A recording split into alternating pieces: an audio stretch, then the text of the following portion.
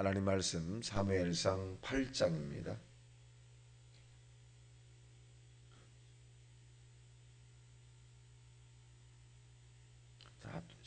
합독합니다. 시작. 사무엘이 늙음에 그의 아들들을 이스라엘 사사로 삼으니 장자의 이름은 요엘이요 차자의 이름은 아비야라. 그들이 브에셀바에서 사사가 되니라. 그의 아들들이 자기의 아버지의 행위를 따르지 아니하고 이익을 따라 뇌물을 받고 판결을 곱게 하니라. 이스라엘의 모든 장로가 모여 라마에 있는 사무엘에게 나아가서 그에게 이르되 보소서 당신은 늙고 당신의 아들들은 당신의 행위를 따르지 아니하니 모든 나라와 같이 우리에게 왕을 세워 우리를 다스리게 하소서 한지라. 우리에게 왕을 주어 우리를 다스리게 하라 했을 때에 사무엘이 그것을 기뻐하지 아니하여 여호와께 기도하매 여호와께서 사무엘에게 이르되 백성이 내게 한 말을 다 들으라. 이는 그들이 너를 버림이 아니요 나를 버려 자기들의 왕이 되지 못하게 함이니라. 내가 그들을 애굽에서 인도하여 있는 날부터 오늘까지 그들의 모든 행사로 나를 버리고 다른 신들을 섬긴 같이 내게도 그리하는도다. 그러므로 그들의 말을 듣되 너는 그들에게 엄히 경고하고 그들을 다스릴 왕의 제도를 가르치라. 사무엘이 왕을 요구하는 백성에게 여호와의 모든 말씀을 말하여 이르되 너희를 다스릴 왕의 제도는 이러하니라. 그가 너희 아들들을 데려다가 그의 병거와 말을 어거하며 하리니 그들이 그 병거 앞에서 달릴 것이며 그가 또 너희의 아들들을 천부장과 오십부장을 삼을 것이며 자기 밭을 갈게 하고 자기 추수를 하게 할 것임이라. 자기 무리와 병거와 장비도 만들게 할 것이며 그가 또 너희의 딸들을 데려다가 향로는 만드는 자와 요리하는 자와 떡 굽는 자로 삼을 것이며 그가 또 너희의 밭과 포도원과 감람원에서 제일 좋은 것을 가져다가 자기 신하들에게 줄 것이요 그가 또 너희의 곡식과 포도원 소산의 11조를 거두어 자기들의 관리와 신하에게 줄 것이며 그가 또 너희의 노비와 가장 아름다운 소년과 나귀들을 끌어다가 자기 일을 시킬 것이며 너희의 양떼의 10분의 1을 거두어 가리니 너희가 그의 종이 될 것이라. 그날에 너희는 너희의 택한 왕으로 말미암아 부르짖되 그날에 여호와께서 너희에게 응답하지 아니하시리라 하니 백성이 사무엘의 말 듣기를 거절하여 이르되 아니로소이다.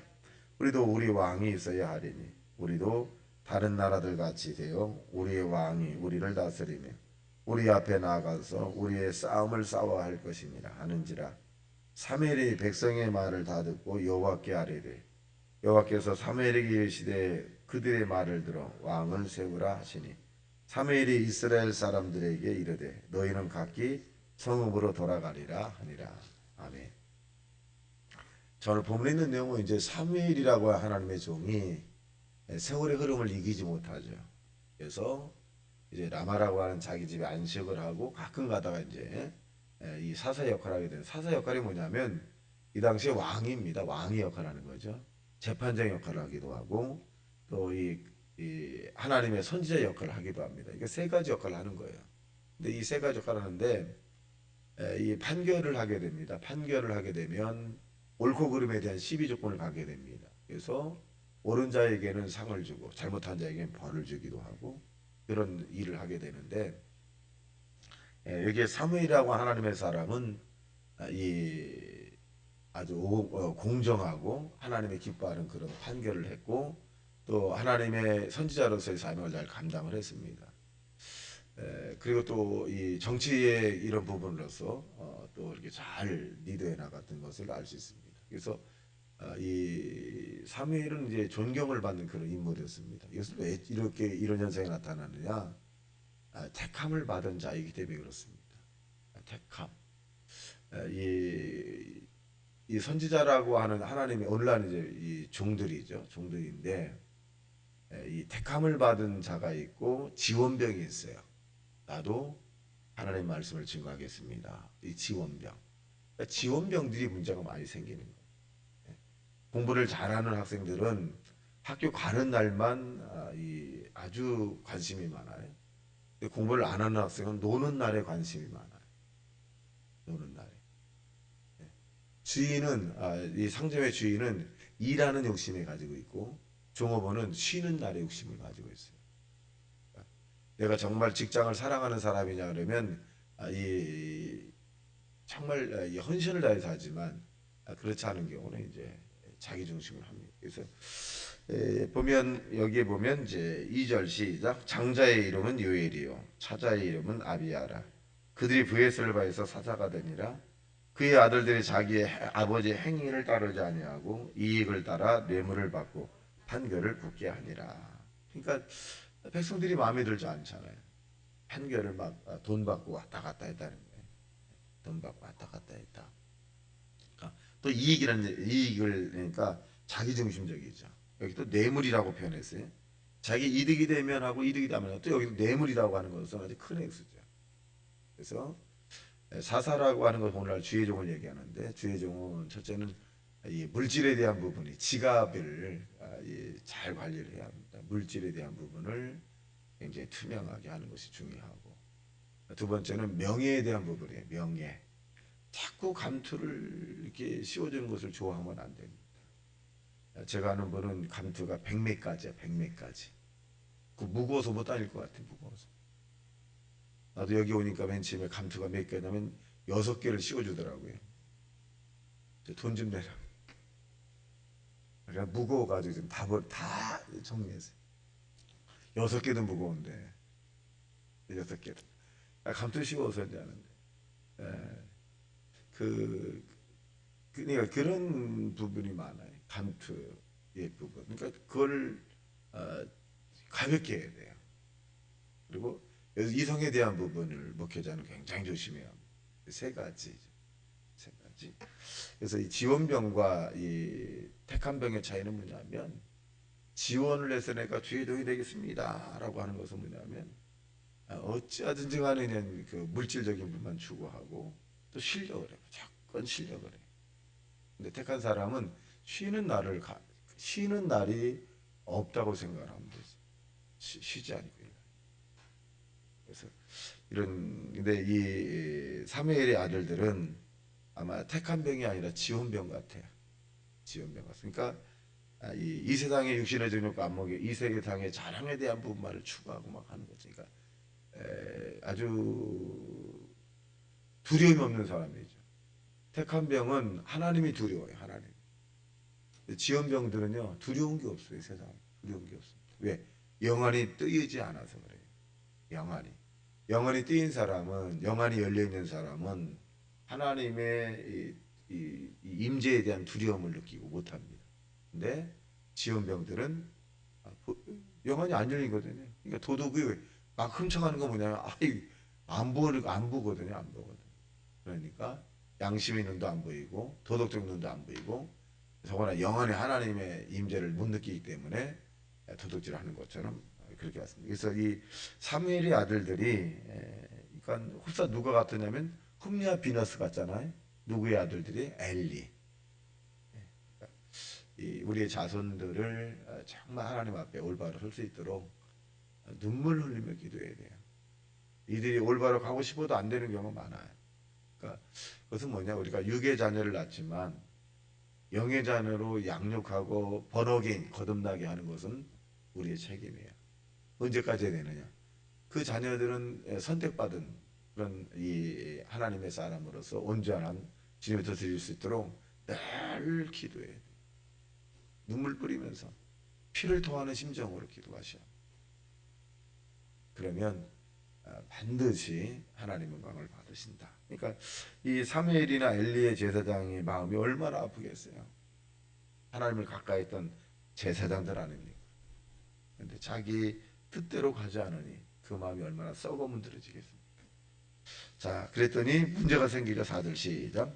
이스라엘 모든 장로가 모여 라마에 있는 사무엘에게 나아가서 그들에게 이르되 보소서 당신은 늙고 당신의 아들들은 당신의 행위를 따르지 아니하니 모든 나라와 같이 우리에게 왕을 세워 우리를 다스리게 하소서. 왕을 세워달라. 자, 백성들은 왕을 세워달라고 하는데 하나님은 어떻게 해석하시느냐. 7절입니다. 시작. 여호와께서 사무엘에게 이르시되 백성이 내게 한 말을 다 들으라. 이는 그들이 너를 버림이 아니요 나를 버려 자기들의 왕이 되지 못하게 함이니라. 사무엘 내가 아니라 데오스라고 하는 하나님. 하나님을 하나님으로 섬기지 않고 하나님을 왕으로 인정하지 않는 백성들의 문제다. 그렇게 이제 하는 거죠. 근데 하나님께서 이제 이 사무엘에게 사람 위에 사람의 즉 왕을 세우게 되면 문제점에 대해서 설명해 주라 그래요. 아주 객관적으로 설명해 주라 그래요. 그러니까 하나님 얼마나 자상하신가를 알 수 있습니다. 왕을 너희들이 요구하는데 왕을 세우면 부작용이 있다. 오늘 우리에게 나타난 그런 것들을 아주 세심하게 말씀하시죠. 자, 볼까요? 자, 11절 시작. 이르되 너희를 다스릴 왕의 제도는 이러하니라. 그가 너희의 아들들을 데려다가 그의 병거와 말을 어거하리니 그들이 그 병거에서 달릴 것이며. 자, 징집하게 됐다는 게 징집.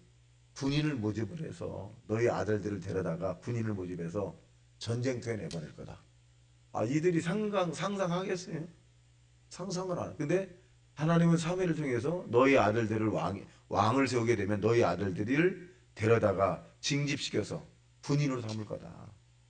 그렇게 말하는. 그리고 그 징집한 군인들이 너희들이 세운 그 왕을 태울 것이다. 그러니까 너희들이 고통이 있을 것이다. 그렇게 말씀하죠. 자, 12절 시작. 그가 또 너희 아들들을 천부장과 오십장을 삼을 것이며 자기 밭을 갈게 하고 자기 추수를 하게 할 것이며 자기의 무기와 병거와 장비도 만들게 할 것이다. 그러니까 그 일정 기간의 자유가 없을 것이다. 이런 부분입니다. 자, 13절 시작.